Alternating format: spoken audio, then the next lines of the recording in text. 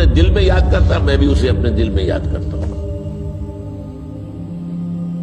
جب میرا بندہ کسی محفل میں میرا ذکر کرتا ہے، میں اس سے کہیں بہتر محفل میں اس کا ذکر کرتا ہوں۔ اللہ کی محفل تو ملائے اعلیٰ کی ہے، ملائکہ مقربین کی ہے۔ بہرحال اللہ کو تم اپنے دل میں مستحضر رکھو، اللہ تعالیٰ تمہیں بھی یاد رکھے گا۔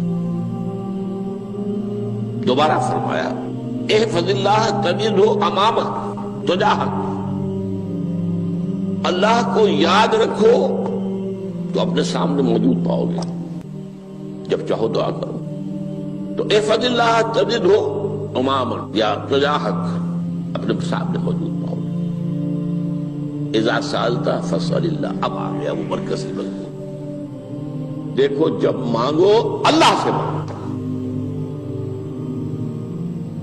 غیر اللہ کے سامنے ہاتھ دراز کرو ہی مت۔ ایک حدیث میں آتا یعنی حرام نہیں ہے، دنیاوی قواعد اصول قوانین کے تحت کسی سے مدد چاہنا، کوئی سوال کرنا حرام نہیں ہے، آپ سوال کریں، مدد لیں، اسی پر دنیا قائم ہے، ایک دوسرے کے ساتھ تعاون کے ساتھ۔ لیکن اونچا مقام کیا ہے؟ کسی سے سوال مت کرو سوائے اللہ کے، یہاں تک کہ جوتے باندھنے کا تسمہ تمہیں درکار ہے تو بھی کسی سے مت مانگو، اللہ سے مانگو۔ کیا پتہ اللہ کس کے دل میں ڈال دے اور وہ آ کے تمہیں تسمہ پیش کر دے۔ ہوتا ہے ایسا، بسا اوقات ہوتا ہے۔ جو اللہ کے ساتھ لو لگا کر رکھنے والے ہیں ان کے تو ایسے واقعات ہوتے ہیں کہ دل میں ایک بات آئی اور اس کے بعد وہی بات جو ہے وہ کوئی شخص آ گیا اور اس نے وہ بات پوری کر دی۔ کیونکہ لوگوں کے دل جو ہے وہ تو اللہ کے دو انگلیوں کے مابین جو چاہتا پھر دیتا ہے۔ کیا پتہ اللہ کسی فرشتے کو انسانی شکل میں بھیج دے، آتا ہے فرشتہ، آتا ہے انسانی شکل میں، آتا ہے آپ کی تکلیف کو رفع کر دے، آپ کی ضرورت کو پورا کر دے، اسی سے مانگو، کسی اور سے مانگو۔ یہ ہے توحید کا لب لباب۔ یوں سمجھیے اسلام کی جڑ کیا ہے؟ ایمان۔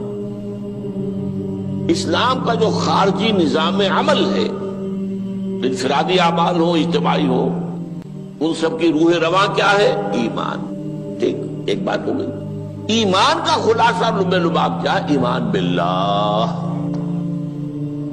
جیسے ایمان بالآخرہ بھی ہے، ایمان بالملائکہ ہے، ایمان بالانبیاء ہے، ایمان بالرسل ہے، ایمان بالکتب ہے، ایمان بالقلب ہے، لیکن اصل ایمان، اسی لیے ایمان مجمل میں آپ کو معلوم ہے کسی اور چیز کا ذکر نہیں۔ آمنت باللہ کما ہوا باسمائہ وصفاتہ وقبلت جمیع احکامہ اقرار باللسان وتصدیق بالقلب، یہ ایمان مجمل ہے۔ اجمالی طور پر ایمان اس کا نام ہے، ہاں مفصل تفصیلی طور پر آمنت باللہ وملائکتہ وکتبہ ورسلہ والیوم الآخر والقدر خیرہ وشرہ من اللہ تعالی۔ تو اسلام کی جڑ ایمان، اور اسلام کا سارا جو نظام عمل ہے، چاہے انفرادی اعمال ہو چاہے اجتماعی، ان سب کی روح رواں ایمان، اور ایمان کا خلاصہ ایمان باللہ۔ اور ایمان باللہ کا اصل حاصل وہ ہے جو اس حدیث میں آ رہا، اس کے دو ہیں تقاضے، عبادت صرف اسی کی، استعانت صرف اسی سے۔ اس لیے میں نے سورہ فاتحہ کا تذکرہ شروع میں کیا، یہ عبادت کا جوہر ہے، عبادت کا جو ہے یہ ایمان کا حاصل، عبادت صرف اس کی ہے اور استعانت صرف اس سے۔ استعانت ہی میں سوال بھی آ گیا، یہ بھی مدد ہے، آپ کسی سے کچھ مدد مالی چاہ رہے ہیں یا کوئی اور مدد چاہتے ہیں، کسی کام میں مدد چاہتے ہیں، جیسے میں نے کہا تھا کہ سفارش کرانا چاہتے ہیں، یہ بھی مدد ہے۔ وَإِذَا اسْتَعَنْتَ فَاسْتَعِنْ بِاللَّهِ، اور جب مدد مانگو صرف اللہ سے مانگو۔ اور وہ سارے الفاظ یاد کر لیے، استدعاء، استعانت، استغاثہ، یہ جو غوث اعظم سے استغاثہ کیا جاتا ہے یہ تو شرک ہے۔ استغاثہ اللہ سے، دعائی اللہ کی، اس اعتبار سے استمداد، استعانت، استدعاء، استغاثہ، یہ سب اللہ سے، صرف اللہ سے۔ عبادت صرف اللہ، ایاک نعبد، اور استعانت صرف اللہ سے۔ مانگو صرف اللہ سے، جب مدد طلب کرو صرف اللہ سے، اور جان لو اگر تمام لوگ جمع ہو کر تمہیں کوئی فائدہ پہنچاؤں گے نہیں پہنچا سکتے، الا بشیء قد کتب اللہ لک وان اجتمعوا علی ان یضروک بشیء لم یضروک الا بشیء قد کتب اللہ علیک، اگر سب مل کر چاہے تمہیں کوئی نقصان پہنچا دے نہیں پہنچا سکتے مگر وہی کچھ جو اللہ نے تمہارے لیے لکھ دیا۔ اب بتائیے خوف کی جڑ کٹ جائے گی کہ نہیں؟ یہ جو ایمان جو ہے یہ خوف اور حزن دونوں سے نجات دلانے والی بات ہے۔ جو حقیقی مومن ہے وہ اللہ کا ولی ہے، حقیقی مومن وہ اللہ کا ولی ہے، اور الا ان اولیاء اللہ لا خوف علیہم ولا هم يحزنون۔ یہ اولیاء اللہ کو علیحدہ مخلوق نہیں ہے، کوئی ان کے سر پہ سینگ نہیں ہوتے، انسان ہی ہوتے ہیں، لیکن حقیقی معنی میں مومن ان اعتبارات سے جو آج ہم پڑھ رہے ہیں ایمان اس درجے کا پہنچ گیا تو اللہ کا ولی ہے۔ ان لوگوں کے لیے خوف کس بات کا ہوگا؟ کس سے خوف کروں؟ اس کے ہاتھ میں کچھ ہے ہی نہیں، اور اگر کچھ اللہ نے میرے لیے لکھ دیا وہ آ کر رہے گا، چاہے میں لاکھ گڑ گڑاؤں اس کے سامنے کہ مجھے چھوڑ دے، اگر اللہ نے لکھا وہ آیا وہ تو آئے گا، تو کاہے کو اس کے سامنے گڑ گڑانا، کاہے کو جبرسائی کرنا اس کے سامنے، اور کسی کے ہاتھ میں کچھ ہے ہی نہیں، میرا خیر ہے ہی نہیں، کاہے کو خوشامد کروں اس کی۔ اور سنیے، رفعت الاقلام، دیکھو نوجوان، قلمیں اٹھا لی گئی ہیں، وجفت الصحف، اور جو رجسٹر ہیں صحیفے ان کی سیاہی خشک ہو چکی ہے۔ یہ ہے وہ اللہ کا علم، اس میں ہر شے لکھ دی گئی ہے، اس کی قلم اٹھا لیے گئے۔ جیسے آپ کو معلوم ہے امتحان ہوتا تھا، 3 گھنٹے ختم ہو گئے، اسٹاپ رائٹنگ، بس اب قلم رک جانا چاہیے۔ وہ قلم تو تقدیر کا کاتب جو ہے وہ قلم اس کا اب اٹھا لیا گیا، اور جو صحیفے جن پر یہ لکھا گیا وہ خشک بھی ہو گئے۔ یہ تو روایت ہے جو امام ترمذی نے جس کو روایت کیا، یہ متن ان کا ہے جو ہم نے پڑھا ابھی، اور ان کا قول یہ ہے کہ یہ حدیث حسن صحیح ہے، لیکن یہی روایت اور انہی راوی سے عبداللہ ابن عباس سے رضی اللہ تعالیٰ عنہما اور بھی محدثین نے کی ہے، تو اس میں سے ایک اور متن جو ہے وہ یہاں پر امام نووی نے دے دیا ہے۔ احفظ اللہ تجدہ امامک، یہ تو پہلا وہ ٹکڑا تھا، وقت تو جاہک تھا، یہاں امامک ہے، امام مطلب ایک ہی ہے، اپنے سامنے پاؤ گے۔ اللہ کی حفاظت کرو، اللہ کو دل میں، اللہ کی یاد کو محفوظ رکھو، گویا کہ اللہ کو مستحضر رکھو۔ ذکر اللہ کے معنی کیا ہے؟ استحضار اللہ فی القلب، یہ ذکر اللہ ہے۔ جنہیں ہم ذکر سمجھ بیٹھے ہیں وہ ذکر کے ذریعے ہے۔ اقیم الصلاۃ لذکری، نماز قائم کرو میری یاد کے لیے، نماز ذریعہ ہے یاد کا۔ یہ علیحدہ بات ہے کہ آپ نے 17 رکعتیں بھی پڑھ لی ہو عشاء کی اور یاد آپ کو آئی ہی نہیں کوئی، آپ تو ایک میکینیکل انداز میں جو ہے وہ اٹھک بیٹھک کر رہے ہیں اور آپ کی زبان سے کچھ بھی نکل رہا ہے، تو اس کا آپ کے شعور سے، دل کی گہرائی سے کوئی رابطہ ہے ہی نہیں، وہ ذکر تو نہیں ہوا۔ ہاں نماز فرض تھی وہ ادا ہو گئی، آپ کی ایک فرض ادا ہو گئی۔ تو جنہیں ہم نے ذکر سمجھا وہ ذرائع ذکر ہے، اللہ اللہ سبحان اللہ زبان سے، یہ تاکہ اس کے نتیجے میں وہ ذکر حاصل ہو جائے۔ استحضار اللہ فی القلب، ذکر کے معنی ہے استحضار اللہ فی القلب۔ تعرف الی اللہ فی الرخاء، اور دیکھو کشادگی کے وقت میں تم اللہ کو یاد رکھو، اللہ کی طرف رجوع کیے رہو، بھول نہ جاؤ۔ وہ نہ ہو جو کبھی کہا تھا، بہادر شاہ ظفر کے اشعار میں سے بہت زور کا شعر ہے، ظفر آدمی اس کو نہ جانیے چاہے کتنا ہی ہو فام و ذکا، جسے عیش میں یاد خدا نہ رہی، جسے تیش میں خوف خدا نہ رہا۔ وہ ہے کشادگی کی حالت میں، جبکہ تمہارے لیے کشادگی ہے، اللہ کی طرف رجوع کیے رکھو۔ یعرف کا فی الشدہ، تو اللہ اپنی توجہ تم پر رکھے گا شدت کے وقت میں، جب تمہیں کوئی تکلیف ہے اس تکلیف کو تم پر آسان کر دے گا۔ تکلیف تو آنی ہے، جو لکھی ہوئی ہے وہ تو آئے گی، لیکن یہ کہ اللہ تعالیٰ اس کی شدت کو، ایک ہی چیز ہے جس کو ایک انسان بہت شدت کے ساتھ محسوس کر رہا ہے، دوسرا آدمی اتنا نہیں محسوس کر رہا ہے، احساس کا معاملہ ہوگا نا۔ وہ تو اصل میں اگر انسان کی نرز کٹی ہوئی ہے تو احساس ہوگا ہی نہیں، سرے سے ہی نہیں ہوگا۔ تو اس اعتبار سے اللہ تعالیٰ تمہارے لیے وہ شدت کی کمی کر دے گا۔ وَاعْلَمْ أَنَّمَا أَخْطَأَكَ لَمْ يَكُنْ لِيُصِيبَكَ، اور جان لو جو چیز تم سے چھوٹ گئی ہے، رہ گئی ہے، وہ ہرگز تمہیں ملنے والی نہیں تھی۔ اب آپ نے کسی ملازمت کے لیے درخواست دی ہے، درخواستیں مانگی گئی ہیں، اپنی سی محنت کر لی، نہیں ملی ملازمت، اب آپ بیٹھے ہوئے افسوس میں، رنج میں، غم میں، فلاں نے یہ کر دیا، فلاں نے یہ کر دیا، وہ فلاں جو ہے بڑی تکڑی سفارش لے آیا تھا، فلاں نے رشوت دے دی۔ چھوڑو میاں اس کو، وہ تمہارے لیے نہیں تھی۔ کاہے کو اپنے ذہن کے اندر یہ کھچڑی پکا رہے ہو بیٹھے ہوئے؟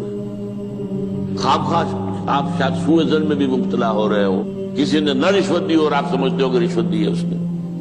یہ ساری چیزیں جو ساری سیئات، ان کی جڑ کٹ جائے گی۔ وَاعْلَمْ أَنَّمَا أَخْطَأَكَ لَمْ يَكُنْ لِيُصِيبَكَ وَمَا أَصَابَكَ، اور جو چیز تم پر آ گئی، لَمْ يَكُنْ لِيُخْطِئَكَ، ہو ہی نہیں سکتا تھا کہ وہ تم پر نہ۔ یہ کر لیتا تو ہو جاتا، شاید یہ کر لیتا، میں نے ٹیکا پہلے لگوا دیا ہوتا تو یہ بات نہ ہوتی۔ بھائی وہ جو ہونا تھا وہ ہونا تھا۔ اب یہ وہ چیز ہے جس سے انسان میں کیفیت پیدا ہوتی، تسلیم و رضا۔ ہم بھی تسلیم کی خو ڈالیں گے، بے نیازی تیری عادت ہی صحیح، اے اللہ جو تو نے چاہا مجھے قبول ہے۔ اسی لیے میں نے آپ کو آیتیں سنائی سورۃ تغابن کی، ما اصاب من مصیبت الا باذن اللہ، کوئی مصیبت نہیں آتی مگر اللہ کے اذن سے۔ وَمَن یؤمن باللہ یہد قلبہ، جو اللہ پر ایمان رکھتا ہو اللہ اس کے دل کو ہدایت دے دیتا ہے۔ ہدایت کس بات کی؟ تسلیم و رضا۔ سر دوستاں سلامت کے تو خنجر آزمائی، نہ شبد نصیب دشمن کے شبد ہلاکے تیغت۔ اے اللہ تیری طرف سے ہے، مجھے قبول ہے، اور بظاہر مجھے تکلیف ہو رہی ہے لیکن یقیناً اس میں میرا کوئی خیر ہے۔ بیدک الخیر، تیرے ہاتھ میں تو خیر ہی خیر ہے، جو بھی تیری طرف سے آئے۔ سر تسلیم خم ہے جو مزاج یاد میں آئے۔ اور یہ مضمون جو ہے زیادہ بڑے پیمانے پر سورہ حدید میں آیا ہے۔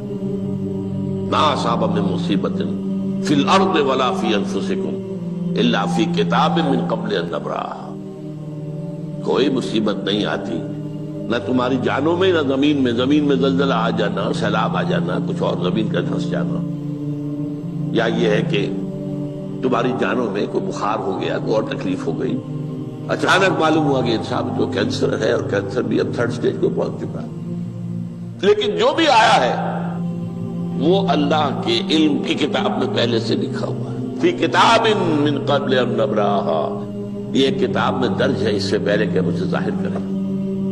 اس کا نتیجہ کیا نکلنا چاہیے؟ لیکن لا تأسوا علی ما فاتکم ولا تفرحوا بما آتاکم، افسوس نہ کیا کرو جو تم سے جاتا رہے، چھوٹ جائے، کوئی عزیز فوت ہو گیا، کوئی موقع ہاتھ سے نکل گیا، ارے بھائی میں چوک گیا، بڑا موقع تھا، اب اس پر افسوس کر رہے ہیں؟ نہیں، جو چیز لیکن لا تأسوا علی ما فاتک ولا تفرحوا بما آتاک، جو اللہ تمہیں دے دے اس پر اتراؤ مت۔ وما اصابک لم یکن لیخطئک واعلم ان النصر مع الصبر، اور جان لو اللہ کی مدد صبر کے ساتھ آتی ہے، جو آئے اس کی طرف سے جھیلو، زبان پر کلمہ شکوہ اور شکایت نہ آئے،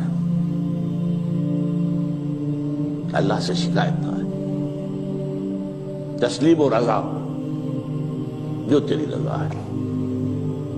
تیری صحت ہمیں منظور ہے لیکن اس کو، مولانا محمد علی جوہر ایک مرتبہ جیل میں گئے، ایک بیٹی بیمار ہوئی، فوت ہو گئی، اس کے بعد دوسری مرتبہ پھر جیل میں گئے، دوسری بیٹی کو وہی بیماری ہوئی، جیل میں اطلاع ملی کہ بیٹی کو یہ بیماری ہو گئی ہے، تو خط لکھا ہے اشعار کی شکل میں، کا آخری شعر یہ ہے: تیری صحت ہمیں منظور ہے لیکن اس کو نہیں منظور تو پھر ہم کو بھی منظور۔ ہم تو چاہتے ہیں میں بیٹی کے تجھے شفا ہو جائے، اسے منظور نہیں تو پھر ہمیں بھی بتا۔ وَاعْلَمْ أَنَّ النَّصْرَ مَعَ الصَّبْرِ وَأَنَّ الْفَرَجَ مَعَ الْكَرْبِ۔ فرج، فراخی، کھل جانا کسی چیز کا، یہ ہے کرب کے ساتھ، تکلیف کے ساتھ، تکلیف ہوتی ہے ساتھ۔ اللہ نے قانون بنایا ہے دنیا کا۔ اب آپ اندازہ کیجئے بچے کی ولادت میں ماں کو کتنی تکلیف اٹھانی پڑتی ہے۔ آج کل تو فیشن ہو گیا ہے، سیدھے سیدھے جاؤ آپریشن کراؤ تکلیف سے بچ جاؤ، لیکن یہ ہے کہ یہ بھی آپ کے علم میں ہوگا، وہ ساری تکلیف جیسے ہی بچے کو لا کر ماں کے برابر لٹایا ہے ساری تکلیف ختم، پھر جو راحت اسے میسر آتی ہے۔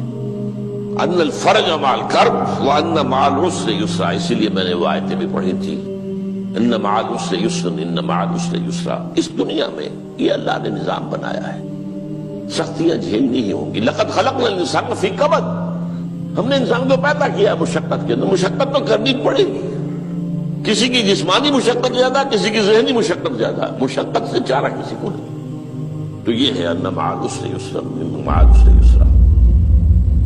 بارک اللہ لی ولکم فی القرآن العظیم ونفعنی وإیاکم بالآیات والذکر الحکیم۔ جدوں کافر اسی پچ ہو گیا، پھر تشبیہ مصلی کی کرنا،